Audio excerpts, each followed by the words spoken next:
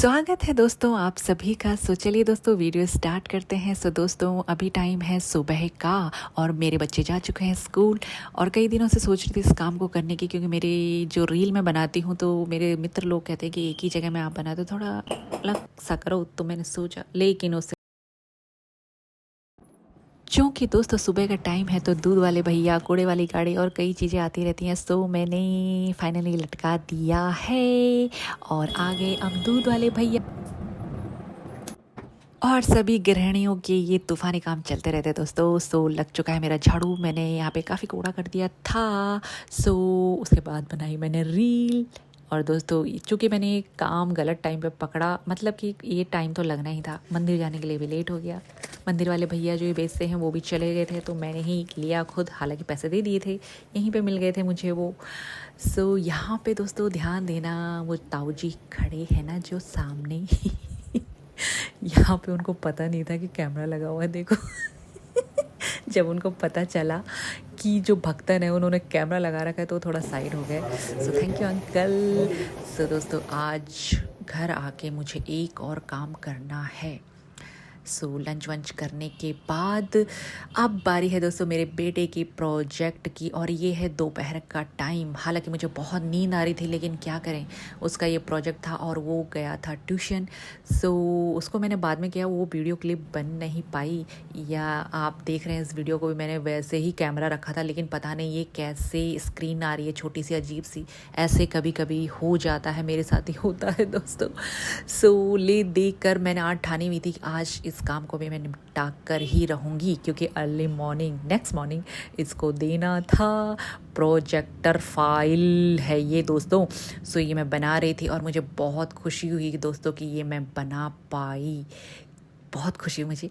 और कार्तिक को मैंने बताया, और ये मैं देख रही थी दोस्तों फ़ोन से सो काफ़ी हेल्प मिल जाती है यूट्यूब से। सो बीच बीच में वो भी देख रही थी मैं, और बीच बीच में इसको करते जा रही थी। सो आप भी मुझे थैंक्स बोल सकते हैं अगर आपने ये फाइल बनाना सीखा है तो। सो फाइनली दोस्तों ये फ़ाइल मैं बना चुकी हूँ।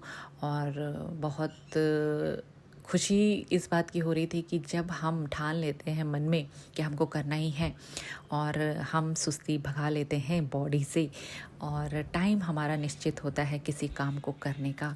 सो वो हो ही जाता है। तो फाइनली दोस्तों ये हो चुका है और मैं जा रही हूँ अब इवनिंग वॉक के लिए। और जो आगे का वीडियो सेंड करी हो दोस्तों वो मैंने कल शूट किया था, तो जिसके पास टाइम हो दोस्तों ज़रूर देखना।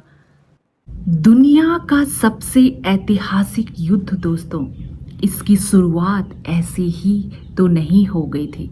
इसकी शुरुआत दोस्तों 3 मई 1999 को ही हो गई थी। जी हाँ मेरे दोस्तों, जब दुश्मन देश अपनी घुसपैठ सेना के साथ कारगिल की उस ऊंचाई पर अपना कब्जा जमा चुका था।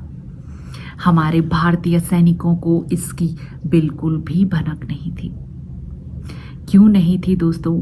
क्योंकि उस टाइम पर हमारे देश के प्रधानमंत्री श्री अटल बिहारी वाजपेयी जी थे। और उस टाइम पर इस सीमा पर ये नियम लागू था, क्योंकि दोस्तों हमको पता है कि कारगिल के इलाकों में LOC, ये जो आसपास के इलाके हैं, इनमें लद्दाख जैसे बहुत ठंड होती है दोस्तों। ये हम आम मनुष्यों के लिए उसमें रहना, मतलब हम इसकी कल्पना भी नहीं कर सकते हैं। और उस -50 डिग्री में जब सेल्सियस पहुंच जाता है, तापमान पहुंच जाता है, तो उस टाइम पर हमारे भारतीय सैनिक वापस आ जाया करते थे उस पोस्ट से। और ऐसे ही पाकिस्तानी सेना भी किया करती थी।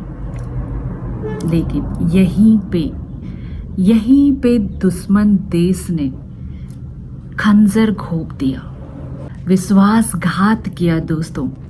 और इसी अब्सेंस में वो रूल तोड़कर दुश्मन देश ने घुसपैठ करना शुरू कर दिया।